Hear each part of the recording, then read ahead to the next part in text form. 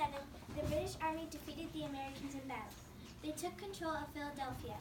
General Howe forced citizens to leave their homes. Then the British officers lived in those houses. When our story starts, Lydia Durant is telling her husband about an officer who had visited their house that day. I am sick at heart, William, to think of leaving our home, to think of British soldiers living here. What did the officer say? He said that General Howe wants to take over our home, just as he did with our neighbors' houses. Is there anything we can do? I don't know, William, and the officer was polite and so very young. As young as our son Charles. Neither one of them should be fighting a war. We are Quakers, my dear. We hate all wars, but our religion tells us to be true to our beliefs. That is why Charles is fighting for the British. He thinks the colony should be free. And now the war has come even closer to us. I have to do something to try and save our home. That afternoon, Lydia set out to the house across the street. That is where General Howe had set up his headquarters. When she knocked, a young officer let her in. Good afternoon, ma'am. Good afternoon. I am Lydia Durant. I understand that General Howe wants to take over my home. Hello, Mrs. Durrell. I'm Captain William Barntick, and I'm afraid what you say is true. I have come to talk to the General. I do not think it is fair that my family and I should have to leave. I don't think he'll change his mind, but I'll tell him you're here. The captain left. He returned 5 minutes later. The General doesn't have time to talk to you now, but you may come back tomorrow. But do not get your hopes up. Thank you, Captain. I will be back. Goodbye, ma'am. Until tomorrow. Excuse me, Captain. I have to ask you something. Are you from Ireland? Why, yes, I am. I thought so, from your speech. I am also from Ireland. I lived in Ulster and married my husband. He taught there for a time. After our marriage, he brought me back to his home in America. Then we may know some of the same people. I have cousins named Barrington. They lived outside Dublin. They are my relatives as well, so it appears that we are distant cousins ourselves, Mrs. Durrell. It's been a pleasure to meet you, sir. Pleasure has been mine. Good day, ma'am. Good day. The next day, there was a knock at the Durrell's door. When Lydia opened the door, a British soldier was standing.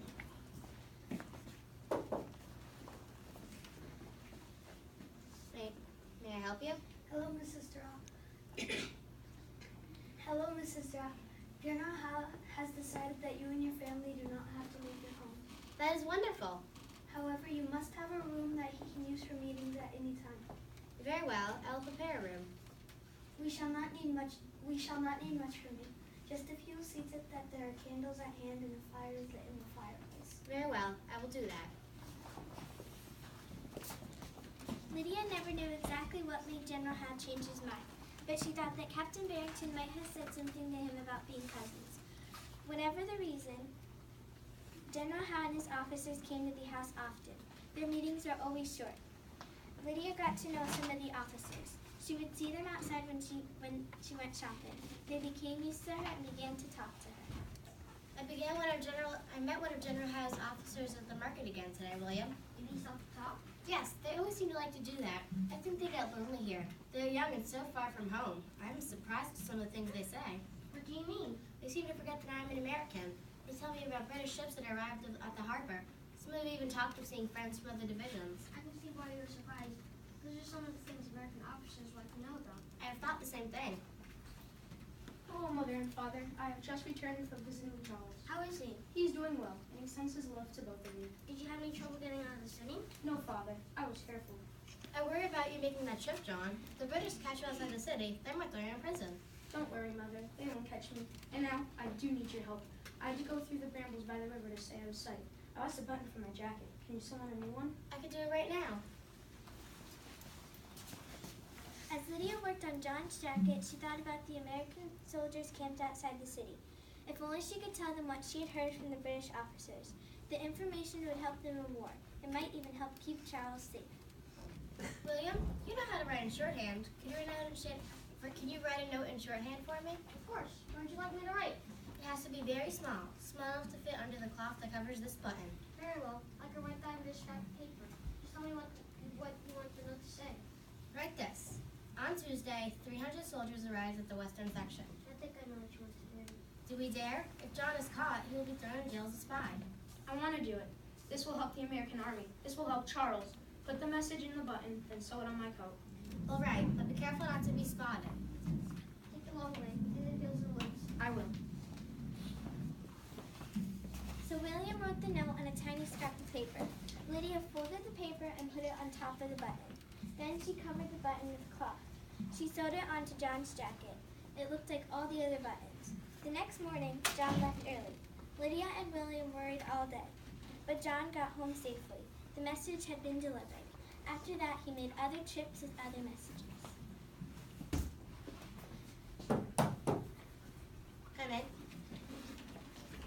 Good evening, Mrs. Straw. I have come to tell you that we need the meeting room tonight. Very well. Will you need anything? No one must be up during our meeting. Why is that? We do not use... Let's start with you, Mrs. Durrell. Okay. Good evening, Mrs. Straw. I have come to say that we need the meeting room tonight. Very well. Very well. Alfred. I will get it ready. I will have it ready for you. No one must be up during our meeting. It is important that you and your family.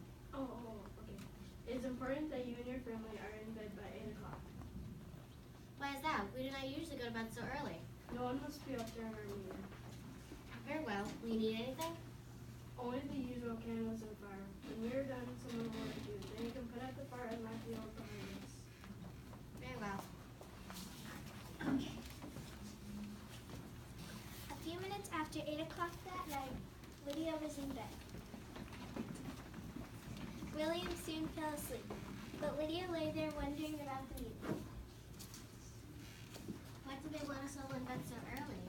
What are they talking about? We'll find out. Lydia quietly slipped out of bed.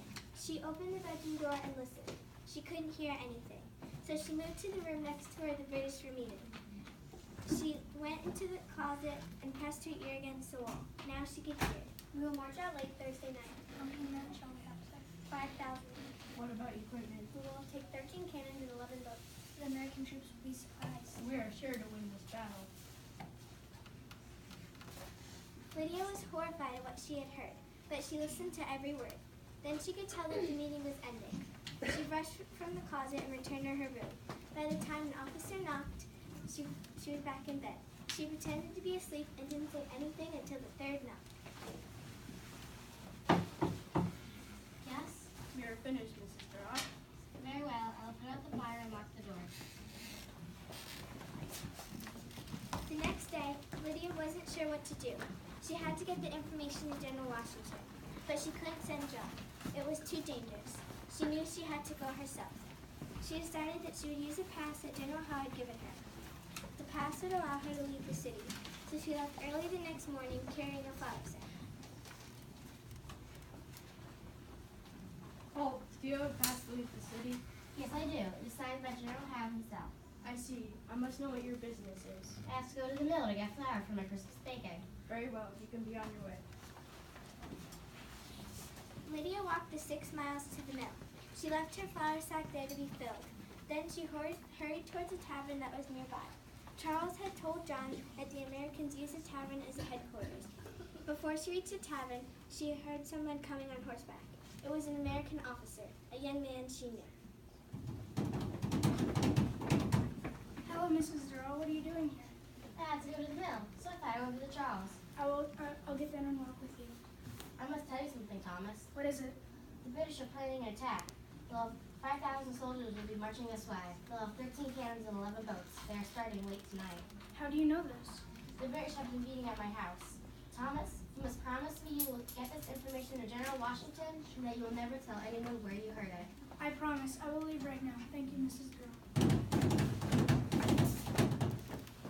Thomas rode off at once, but Lydia was worried. What if something happened to Thomas? What if General Washington didn't get the news? She couldn't take a chance. She decided to keep going until she reached the tavern. There, an American soldier took her to General Vivian. What can I do for you, ma'am? I have information for General Washington. It's written here. Lydia handed the general her sewing case, which she had brought with her. Inside was a note about all she had heard. The general read the note. This is important information. How did you get it? But Lydia was gone. She didn't get home until late that night. She wondered if her message had worked. It was 4 days before she knew. That's when a British officer came to her door. Come in. I must talk to you. Did you and your family go to bed the other night as you were told to? Yes. The Americans knew our plans. How could this happen?